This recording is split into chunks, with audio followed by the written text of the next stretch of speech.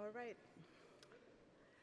So today, our theme for the night is resilience. The dictionary's definition of resilience is the ability for something to snap back into shape, to have the capacity to recover from difficulties. We have been watching the Palestinian people of Gaza as they face unimaginable difficulties while the genocide at the hands of Israel continues. There have been relentless bombings targeting every part of the Strip, destroying almost all of Gaza's infrastructure. Millions of people have been displaced again and again, moving from their homes to their neighbors' homes, to schools, to tents, and over again. Doctors, journalists, and aid workers and their families are specifically targeted in an attempt to stop their work.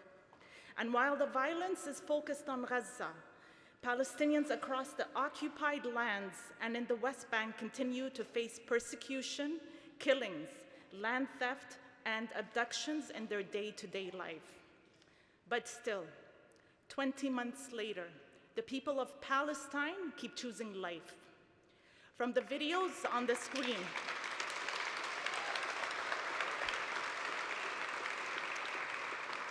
the people of Palestine keep choosing life. From the videos on the screen showing the voices of Palestinians recording their life as they try to survive the genocide, to the photos on display, which came directly from journalists in Gaza.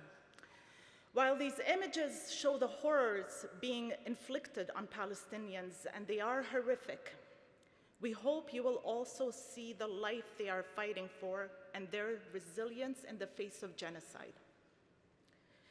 This display is what drove the theme for tonight, Threads of Resilience. The threads tying the photos together are just like the threads used in tatriz, the traditional cross-stitch patterns of Palestinian dress. It is the same thread on our keffiyehs used to protect farmers as they work our land and that have become a symbol of resistance.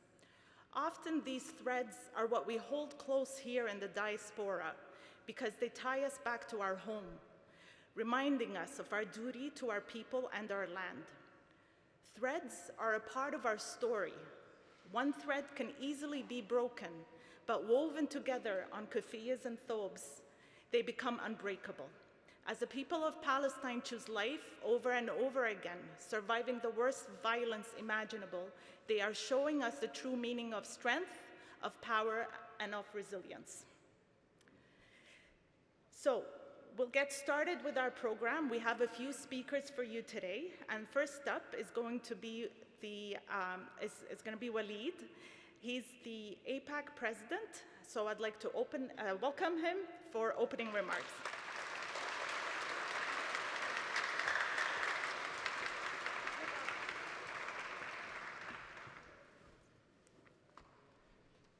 Thank you, Nihad. Good evening, everybody. Assalamu alaikum. Thank you for being with us here tonight. We gather on day 613 of Israel's relentless genocide against the Palestinian people. For 613 days, the men, women, and children of Gaza have been forced to endure the heaviest and most sustained bombing campaign in modern history. A campaign where Israel has dropped roughly 5 times the equivalent of the nuclear bomb that was dropped on Hiroshima, in one of the most densely populated strips of land on Earth. That's 1/7 the size of the city of Ottawa that we're in tonight. For almost 2 years now, Israel has been allowed to commit unspeakable atrocities. I'd like to remind you of some of the many troubling statistics. Israel has destroyed 92% of residential buildings in Gaza. It has bombed and laid siege to 36 hospitals, destroyed more than half of Gaza's water treatment plants, leveled all 4 of Gaza's major universities, and bombed 247 mosques and 3 churches. The death toll now stands at 55,000 murdered human beings. At least 20,000 of those are children, with the death toll being likely far higher than that. But if we stick with the conservative estimate of 55,000, that accounts for 3% of Gaza's population. If we were to put that in Canadian terms, that's over 1 million human beings killed. It's unlikely that I'm telling anybody here tonight anything that you don't already know. The truth is that the most reputable human rights organizations and international law authorities, as well as humanitarian organizations, have all been sounding the alarm that Israel is committing war crimes. The ICJ, the world's foremost legal authority, has said that there are plausible reasons to believe that Israel is committing genocide in Gaza. And the International Criminal Court has issued an arrest warrant for Benjamin Netanyahu. Organizations like Human Rights Watch, Amnesty International, and Médecins Sans Frontières have all independently concluded that Israel is committing genocide. The evidence is clear. We don't need more of it. Even many of Israel's staunchest allies are at the point where they are finding it increasingly difficult to justify Israel's actions. That's because their actions are unjustifiable. This was evident in the May 19th statement by the UK, France, and Canada, which finally adopted firm language when talking about this genocide. But the time for words alone has long passed. So we welcome yesterday's announcement of sanctions on 2 of Israel's most heinous war cabinet members.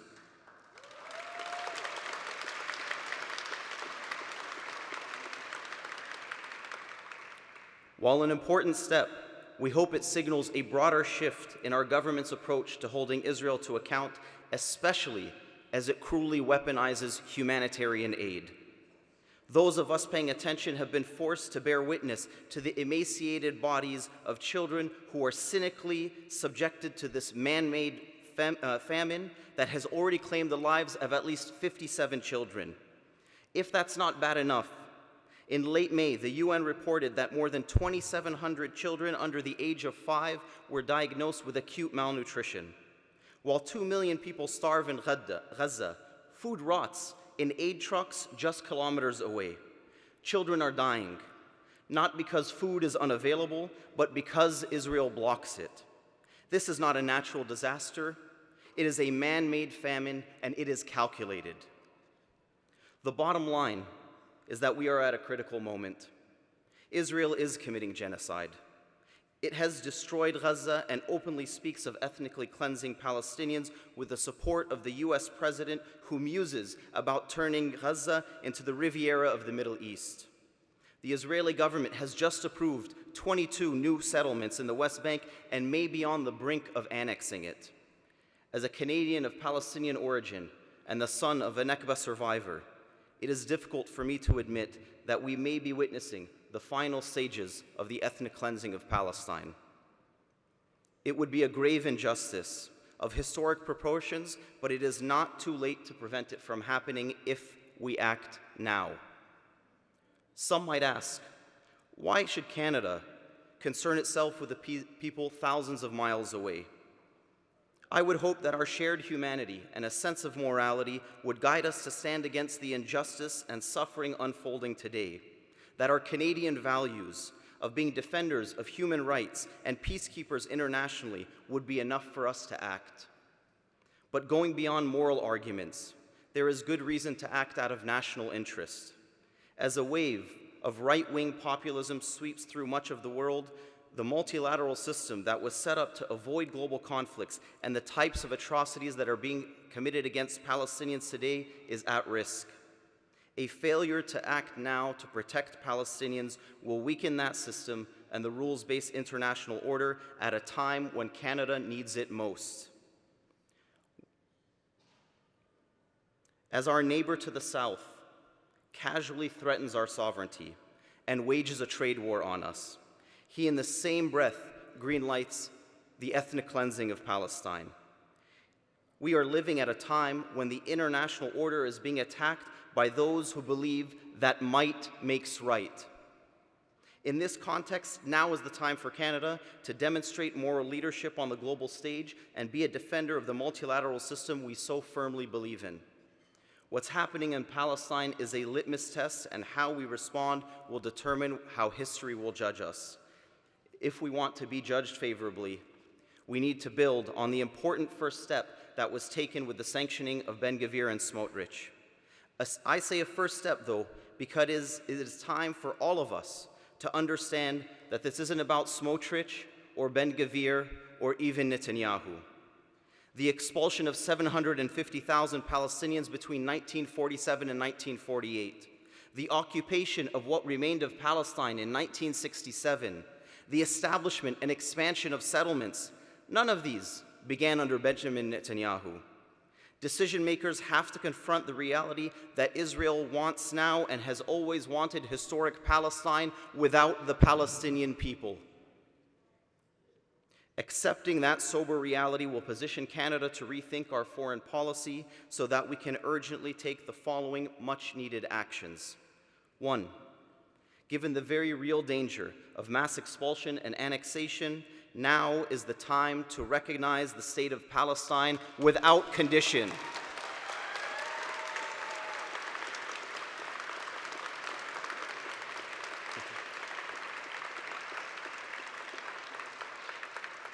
Secondly, Canada must impose a long overdue arms embargo without loopholes.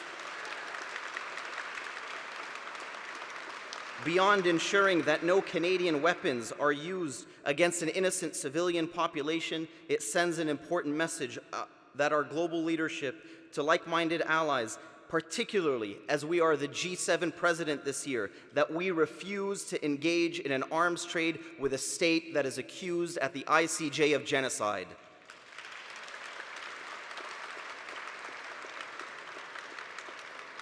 Third, Canada should reaffirm our commitment to international law and abide by the rulings of the ICC and ICJ. In particular, the ICJ, in a landmark advisory opinion last year, determined that Israel's occupation is illegal and must end immediately. The advisory opinion sets out obligations on third-party states like Canada, to ensure that we are in no way supporting Israel's occupation. As a practical step to respect our obligations, we urge the government to immediately suspend the Canada-Israel Free Trade Agreement.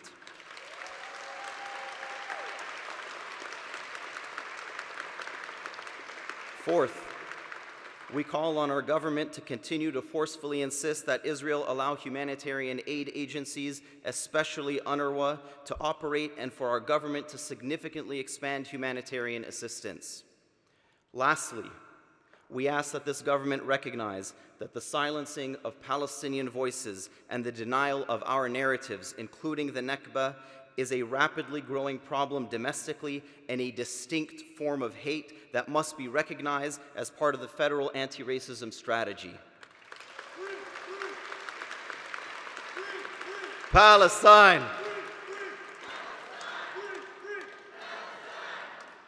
Thank you. I will end by repeating that how we act now is a test of who we are as a nation, and that we have an opportunity to be on the right side of history. Alternatively, we can refuse to learn from the mistakes of the past and fail to act in this absolutely critical moment. But I believe we are better than that. I believe that Canada can and must rise to this moment with courage, clarity, and compassion, not just for the sake of Palestinians, but for the sake of the principles we stand for. Thank you all for your attention and for your solidarity.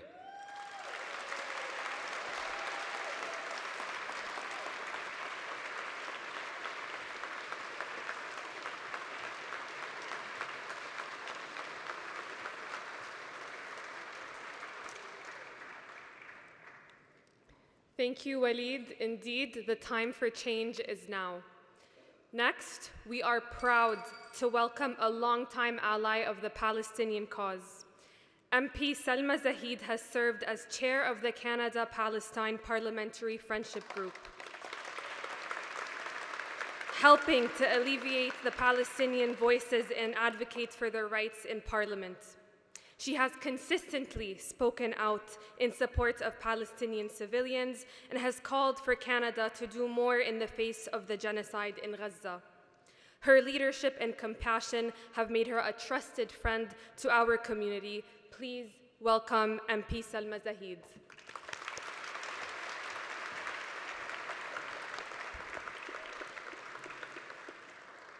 Good evening. Assalamu alaikum, everybody, and welcome to Parliament Hill.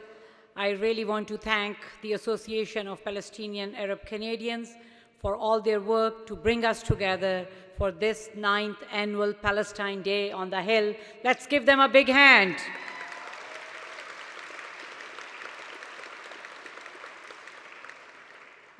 Before I go further, I would like to acknowledge some of my colleagues who are here.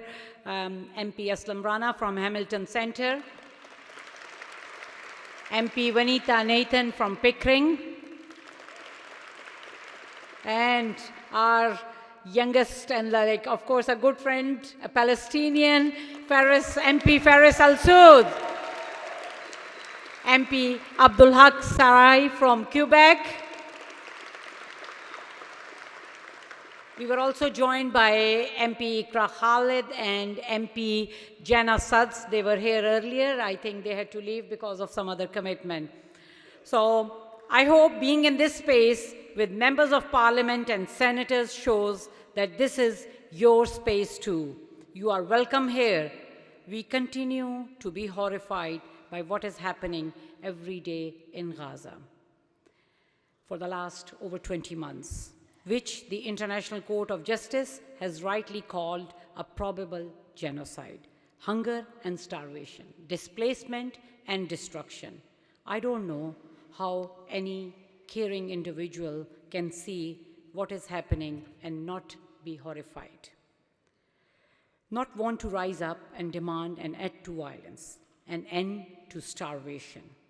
So as chair of Canada-Palestine Parliamentary Friendship Group, I want to thank our members who are here with us tonight in solidarity with Palestinian people, with the people of Gaza.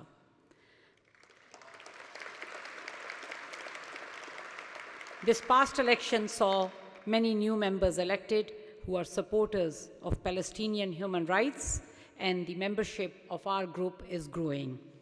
We also saw the first Canadian of Palestinian heritage elected in decades. It's a privilege to call Faris Al-Soud from Mississauga Center a good friend and a colleague.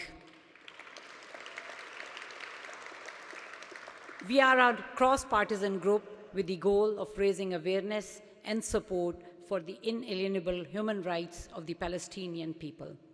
This has meant calling for a ceasefire, for an arms embargo, for sanctions, for support for international justice, and for targeted sanctions. And recognizing that anti-Palestinian racism is a reality here in Canada that must be defined, and there must be a strategy to fight anti-Palestinian racism. And also, we have said loudly and clearly, Canada must finally recognize the state of Palestine. The time is now.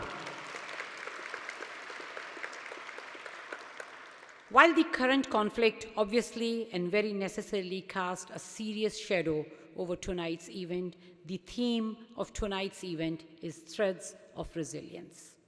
It is a tragedy that the Palestinian people have been called on to be resilient for so many decades. But their resilience is undeniable, even amidst of the suffering and the daily humiliations. In January of 2024, with MPs from the Liberal Party and the NDP, I had the opportunity to visit the West Bank, occupied East Jerusalem and Jordan with NGOs and other aid organizations. It was an eye-opening opportunity to see the daily lived reality of the Palestinian people, to see the illegal settlements pushed on hilltops, the separate highways and license plates for Israeli vehicles and separate for Palestinian vehicles, the unnecessary detours just to visit a neighbor, a friend, a family member. How access to fresh water is controlled for some and not for others. How nets were placed over the market in Hebron to stop the settler families from throwing garbage on Palestinians shopping in the stalls below. But through it all, the resilience and the unbreakable spirit of the Palestinian people shone through. I remember in Jordan meeting the Palestinian mother living in a refugee camp with her 3 daughters who had lost everything, but was focused on getting good education for her girls so they could achieve their dreams. She knew that education is the one which will bring success to their family. Or the mother in a camp outside Amman who was born in the camp having never seen Gaza, only wanting to see Gaza if only for a day before she passes. Or the young people in the Ida refugee camp in Bethlehem who grew up under the shadow of an oppressive border wall and machine gun post, but still play with childlike innocence and wonder. And as I was walking through those streets, they were just kids with sparks in their eyes saying, "Marhaba, marhaba, marhaba." It's their stories, their resilience that I carry with me. One other thing I would really like to touch on is my visit to Al-Aqsa Masjid. The first day when I went for the Maghrib prayers, a group of young girls was denied entry because they were Palestinian. There is a certain age group above which only the people can visit Al-Aqsa Masjid, not allowing them to visit. And I only went because I had a Canadian passport. And still the question was, as I showed my passport, and I had my handbag, "Do you have weapons in your bag?" That was the question I was asked. So it was really sad to see all those mothers, because in these mothers wanting the best for their children, I see myself. In these young and innocent boys, I see my own sons who are 26 and 24.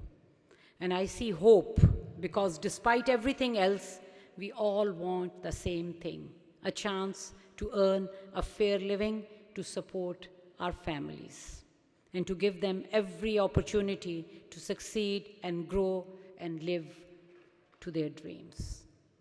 That is what I want for Palestine: a free, peaceful, and a democratic Palestine alongside a free, peaceful, and democratic Israel, where children can go to school and play and dream big dreams without the worry of sirens or bombings. I hope there will be a day when mothers don't have to worry about the safety of their young kids if they are going out of their houses, where people are called on every day to be more and more resilient.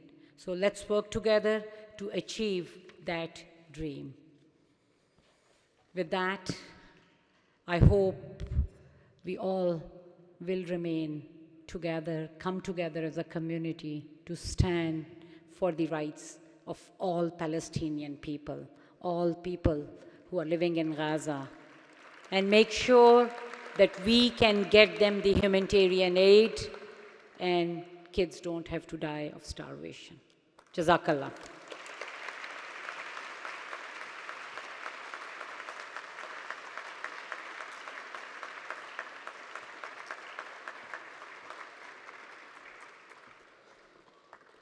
Thank you, MP Salma, for your steadfast support for the Palestinian people.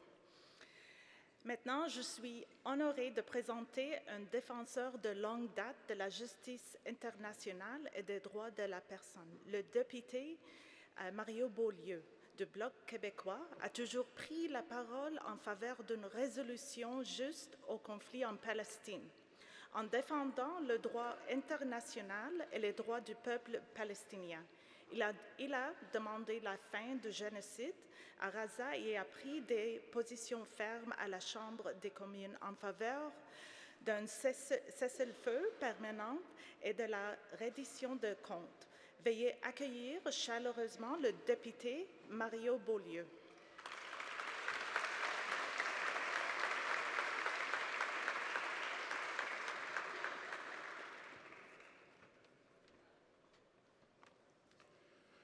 Bonsoir. Merci à l'Association des Palestiniens arabes canadiens pour cette invitation à participer à la Journée de la Palestine. Au nom du Bloc québécois, je tiens à exprimer notre solidarité avec le peuple palestinien qui subit des injustices et des atrocités indescriptibles.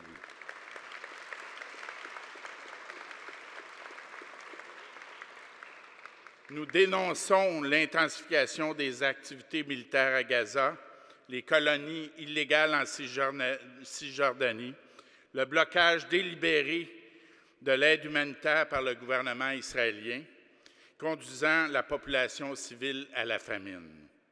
Le chef des opérations humanitaires de l'ONU nous avertit que 14 000 enfants pourraient mourir à très court terme parce qu'Israël entrave délibérément les secours humanitaires à Gaza.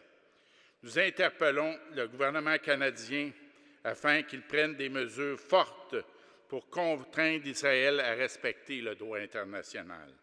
La seule chose qui pourrait contraindre Netanyahou à respecter le droit international est de décréter des sanctions en concertation avec nos alliés.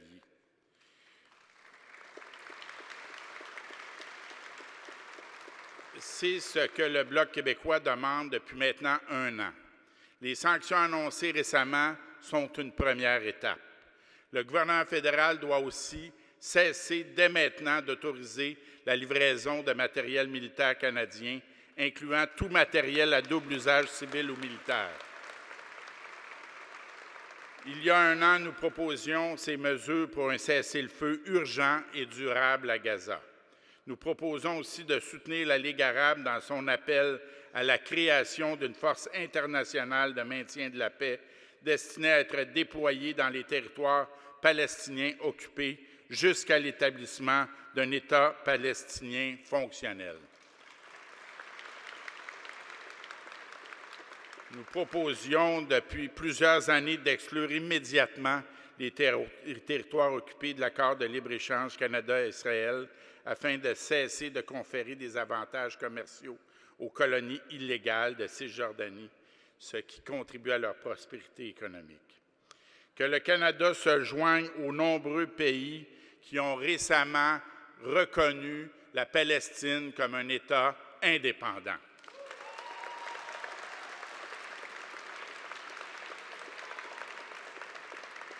Tout en réitérant notre appui à une solution à 2 États. Les actions du Hamas et du gouvernement Netanyahou nous éloignent considérablement de cet objectif. Il serait temps que le gouvernement canadien prenne des actions fermes pour que cessent enfin les atrocités vécues par les civils palestiniens. Je salue humblement la résilience du peuple palestinien et son engagement envers la justice. Merci et vive la Palestine libre. Merci.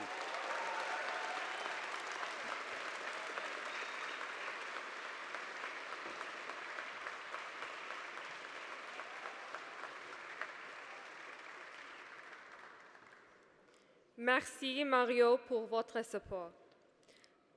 I would now like to welcome back a steadfast and powerful voice for justice, MP Heather McPherson. The NDP's foreign affairs critic continues to be one of the strongest advocates for the Palestinian human rights in the House of Commons. From sponsoring key motions to calling for a permanent ceasefire and holding our government accountable on arms sales and humanitarian aid, Heather has shown moral clarity and courage. Her commitment to international law and empathy for the Palestinian people has never wavered. Please welcome MP Heather McPherson to the stage.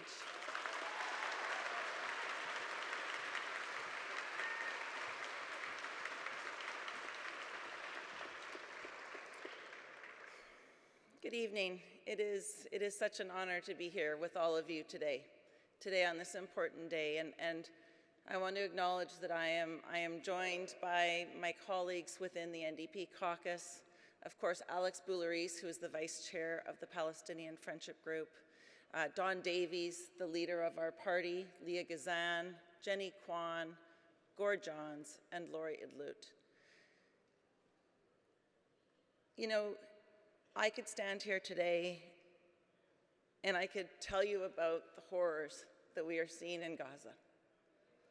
I could tell you all about how many times I've cried with members of our community as we watch what is happening in Palestine. I could tell you all of these things, but you know all of these things already. There isn't anyone in this world that doesn't know what's happening right now in Gaza. There is no way we can hide from the knowledge of what is happening. Every leader, every person sees what is being done to innocent children, to innocent people in Gaza. So I'm not going to tell you about that today. Today we're talking about the resiliency of Palestinian people. And I was thinking about coming here. I thought about when I was in the West Bank last year, and there was a day we were going out to Jenin. We were going to meet with people in Jenin, and I wasn't well. I wasn't feeling well, and I had got the van to stop so I could get some fresh air. And this woman, this mother, came downstairs as soon as she saw me not doing well, to bring me a lemon and some salt to help me feel better. This is a woman who is raising her family in terror, is raising her family afraid for their safety every single day, is raising her family in an apartheid, is raising her family in a genocide. And when she saw a foreigner struggling, her first thought was, how can I help? Her first thought was, what can I do? What can I do to help? I mean, I was in Palestine to help. I was there to bear witness to the crimes being committed. And instead, a Palestinian mother showed such love and such courage and such kindness to me. I will hold that in my heart my whole life.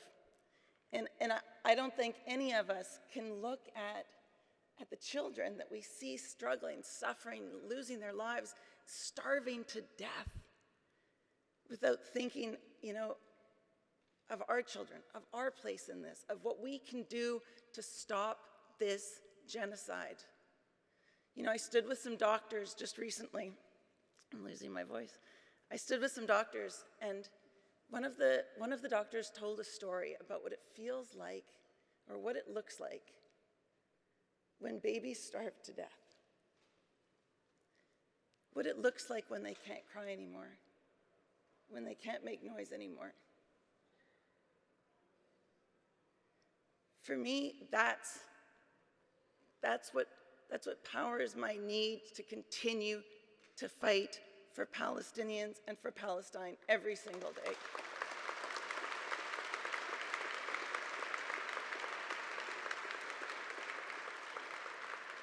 You know, in this parliament, M1, the very first motion in this parliament, is recognition on the state of Palestine.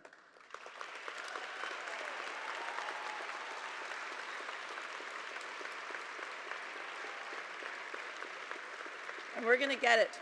And I need everyone in this room, I need all of your help to push your members of parliament to make sure that they are supporting legislation that recognizes the state of Palestine.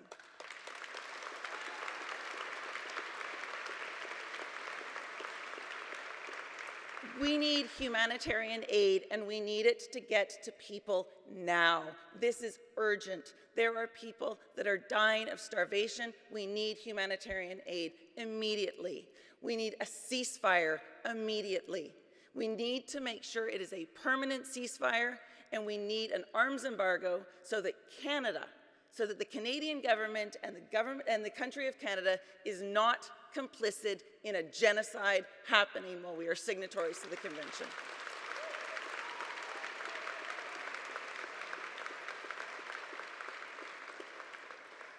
Now, I stand here representing the New Democratic Party, and I can tell you that every single member of our party is fighting for the rights of Palestinians. Because when we fight for the rights of Palestinians, we are fighting for all human rights. Somebody said something to me the other day, and it stuck with me. Human rights are not a buffet. You do not get to choose whose human rights matter and whose human rights do not. All human rights matter. And when we as a global community fail to stand up for Palestinian people, we fail people around the world. Palestinian human rights are human rights, and we need to fight for them every single day. And I pledge to you, I will continue to do that. Thank you.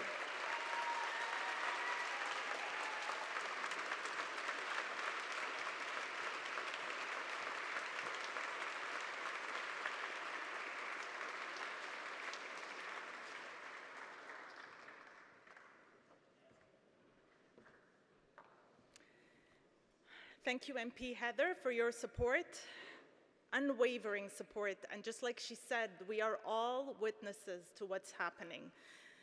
So hopefully everybody will do as she said and actually pressure your MPs. That's your homework. So I would like to now introduce a bold and principled new voice in Canadian politics, MP Faris Al-Soud. He's only the second ever Palestinian elected to parliament, and he has already begun using his voice to speak out against injustice and to bring attention to the genocide unfolding in Gaza. His presence and advocacy mark a powerful step towards representation and justice for Palestinians in Canada. Please join me in welcoming Member of Parliament Faris Al-Soud.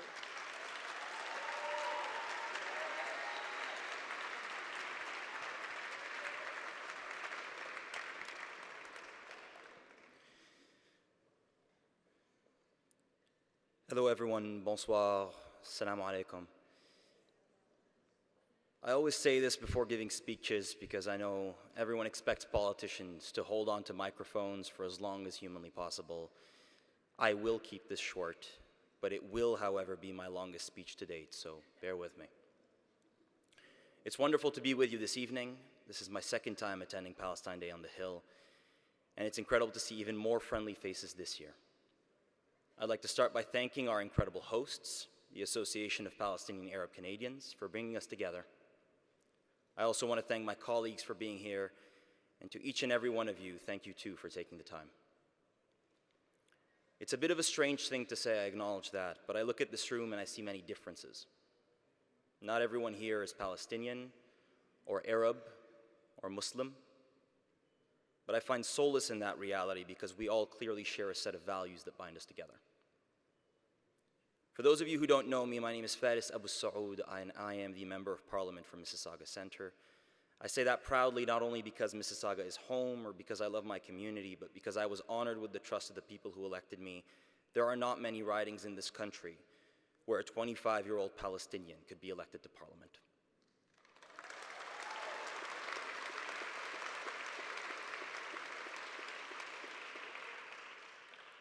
I was born and raised in Montreal, more specifically Mont-Royal, for the first 14 years of my life.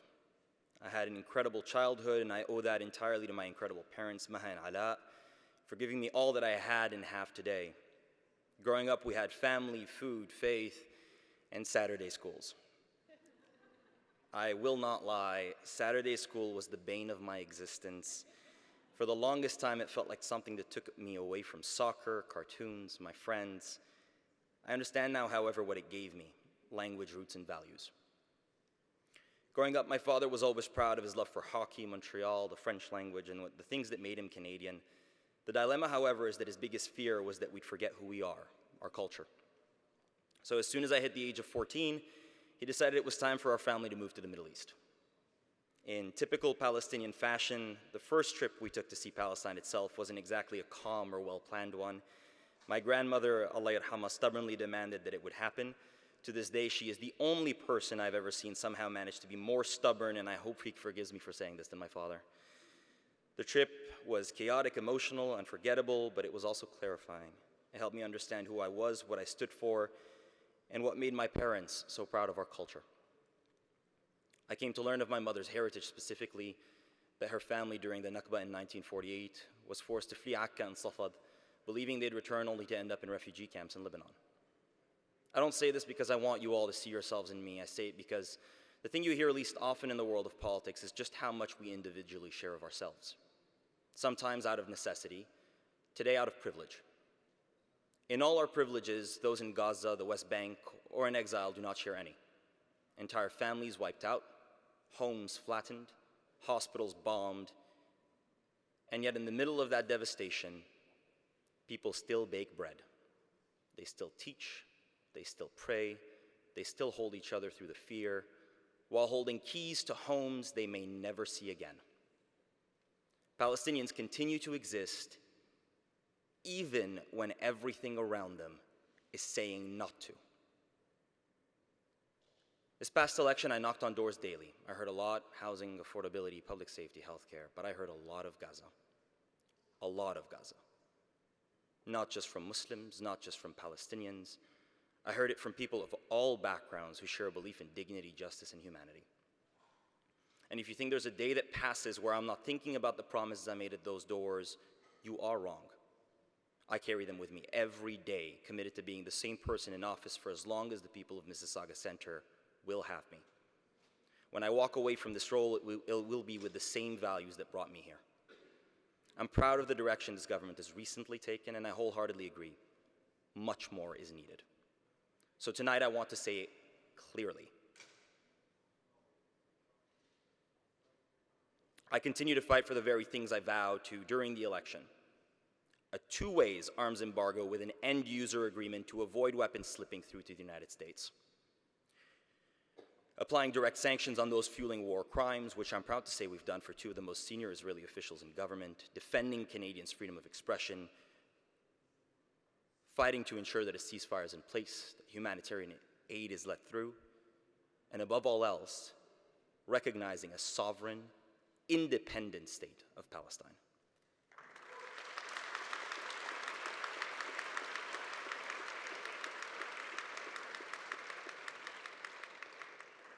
I vow to push for justice, not just as a Palestinian, but as a Canadian.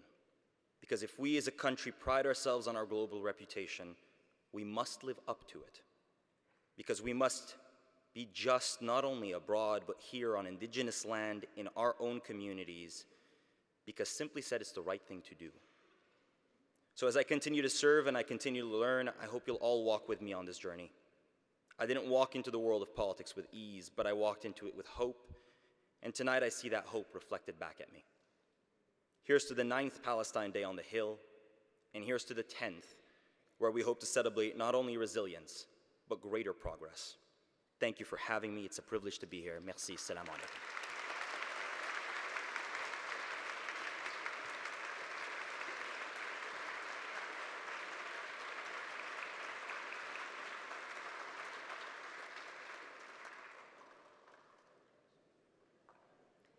Thank you, MP Faris, for your strong remarks and for representing Palestine on Parliament.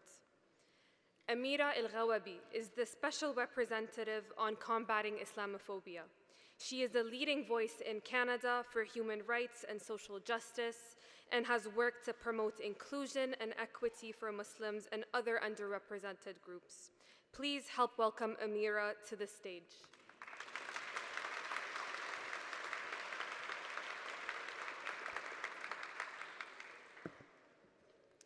Good evening, everyone. Assalamu alaikum. May peace be upon all of you. Bonsoir, tout le monde. Merci d'être là avec nous. Respected community leaders, members, parliamentarians, senators, it is truly an honor to be here as well for Palestine Day on the Hill. I, too, join all of you in thanking the Association of Palestinian Arab Canadians for your kind invitation and for your tireless work in advocating for Palestinian human rights. As a democratic, volunteer-led organization based right here in the National Capital Region, your contributions to civic, cultural, and social life are deeply valued, especially in these challenging times. I, too, would like to acknowledge that we are gathered this evening on the traditional unceded territory of the Algonquin Anishinaabe peoples. We have much to learn from First Nations, Métis, and Inuit communities, and I, along with many of you I know, are committed to helping advance truth and reconciliation.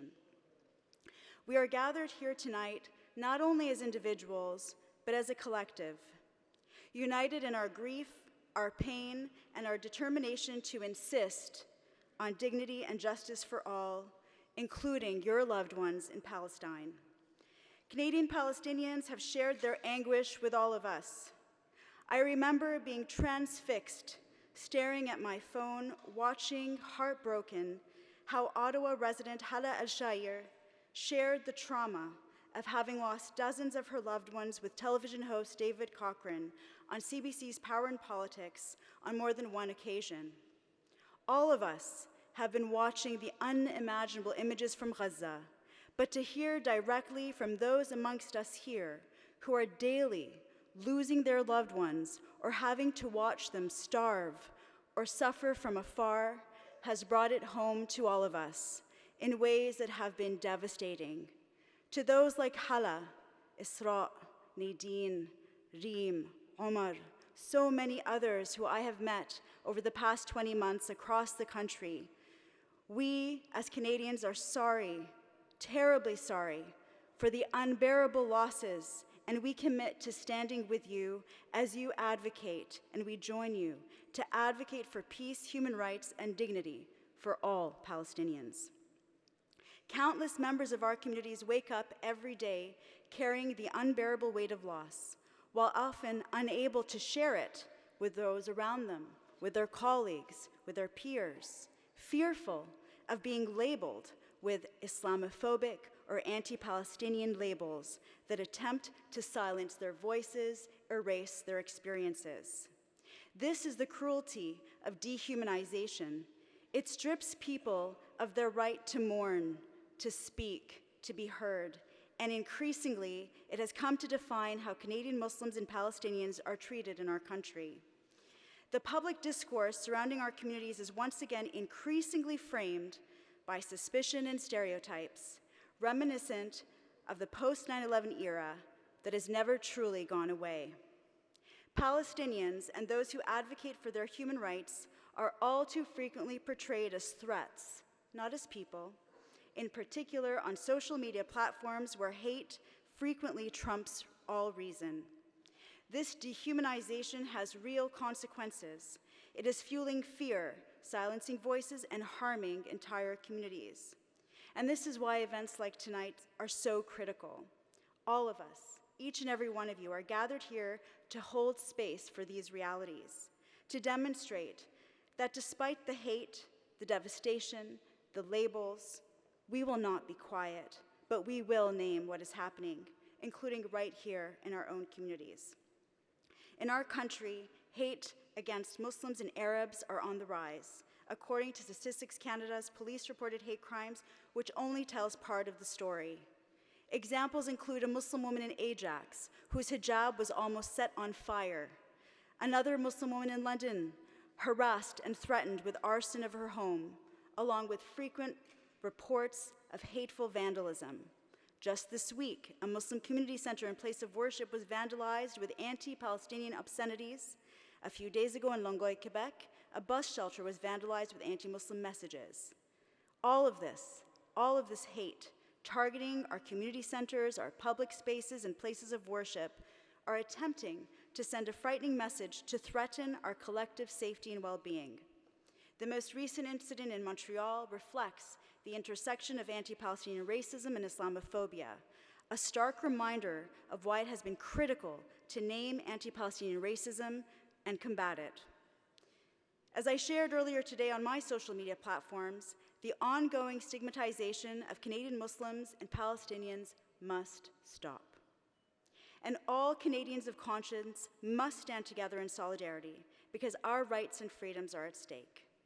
Islamophobia and anti-Palestinian racism are rooted in similar dynamics: racial profiling, exclusion from public discourse, the suppression of political expression, and the treatment of certain communities as perpetual threat. When Muslims and Palestinians are routinely portrayed as dangerous, disloyal, or disposable, it sets the stage for further violence, harm, and the undermining of human rights. We were reminded of the severe cost of dehumanization this past Friday, the 4th anniversary of the terrorist attack against the Afzal family in June 2021. A family out for a walk, targeted for their faith and identity. That same type of hatred that describes our protests and hate marches, describes our efforts to speak up for Palestinian human rights as something to be afraid of, will continue to fuel and ensure that this hate festers, and we call on Canadians to reject it. Our office recently launched the Canadian Guide on Understanding and Combating Islamophobia for a More Inclusive Canada, the first of its kind released by any government anywhere in the world, to help reach those Canadians who have said they want to be allies to our communities. The guide unpacks the dangerous myths that persist about our communities, highlights the multi-million-dollar Islamophobia industry, the negative media discourses, and provides strategies to confront it. It also highlights how intersectional identities can compound oppression, and importantly, it includes a description and recognition of anti-Palestinian racism, because our office has heard loudly and clearly that this form of racism must be named.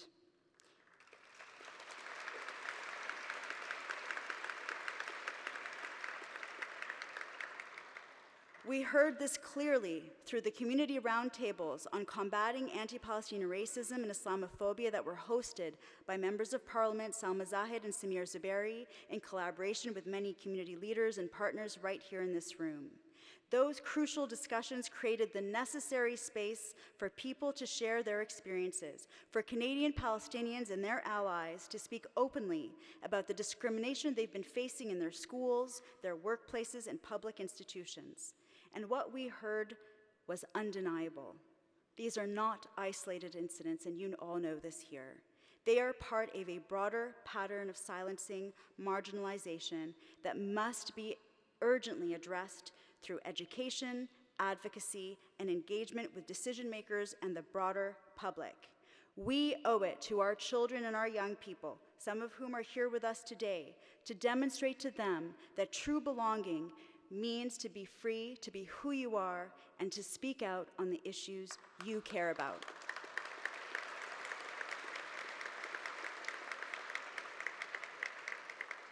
So my promise to you is this: I will continue to fulfill my mandate, which includes advising the federal government about the policies that are impacting Canadian Muslim communities, to raise awareness about the challenges we face as a country, and to stand up for our shared values of dignity, justice, human rights, and belonging for all. But my question to you is this: will you continue to stand up for universal principles in your own communities and spaces, not only at moments like this one? If you are ready to do that, I want you to stand up right now and show the room that we are united.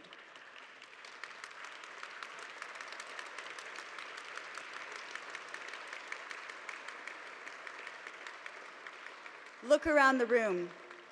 We are not alone. This is the strength of the threads of resilience.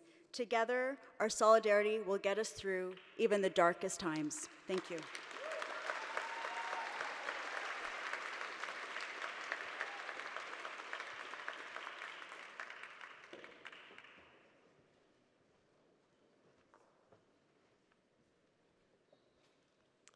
Thank you, Amira, for your powerful words.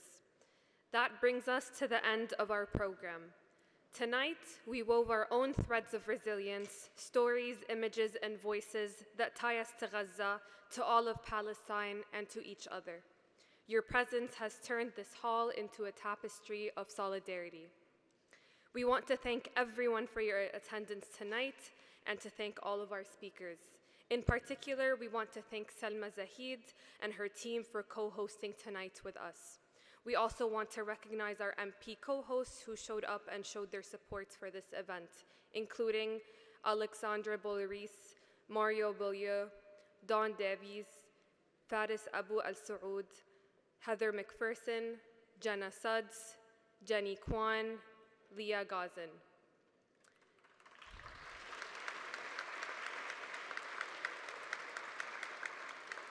To our sponsors whose generosity made every detail of tonight possible, Aqua Dental, Canadians for Justice and Peace in the Middle East, Canadian Palestinian Professional Foundation, Centrum Dental, Islamic Relief Canada, Palestine House Toronto, Rogers Connect, Firas Sleiman.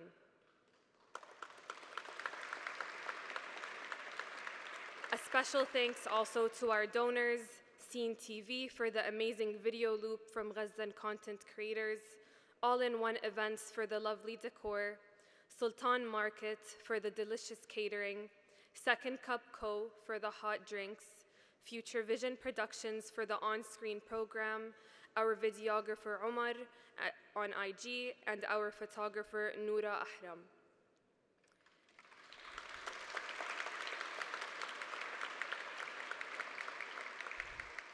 Lastly, I wanted to acknowledge the APAC team for their efforts in making tonight happen.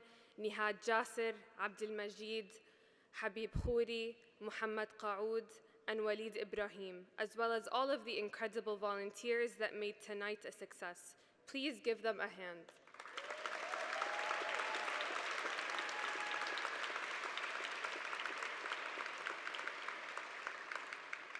While our formal program is now complete, we will have the hall until 9 p.m., so I encourage you to use this opportunity, this time as an opportunity to build relationships so that we can all be more effective advocates for a free Palestine. A quick reminder, if you haven't yet explored the photo galleries on both sides of the room, please take a few minutes before you leave. I will leave everyone with the final thought that we came together tonight. We had the privilege of food, water, and safety, a privilege that has been denied to Palestinians in Gaza for the past 20 months. The point of tonight was for us to reflect on the urgency of this genocide so that we can all do more to bring it to an end and to bring about the long-term solutions that are needed for a just and lasting peace. So I hope that you will take that sense of urgency home with you to direct your actions. Thank you again. Merci beaucoup and salamu alaikum.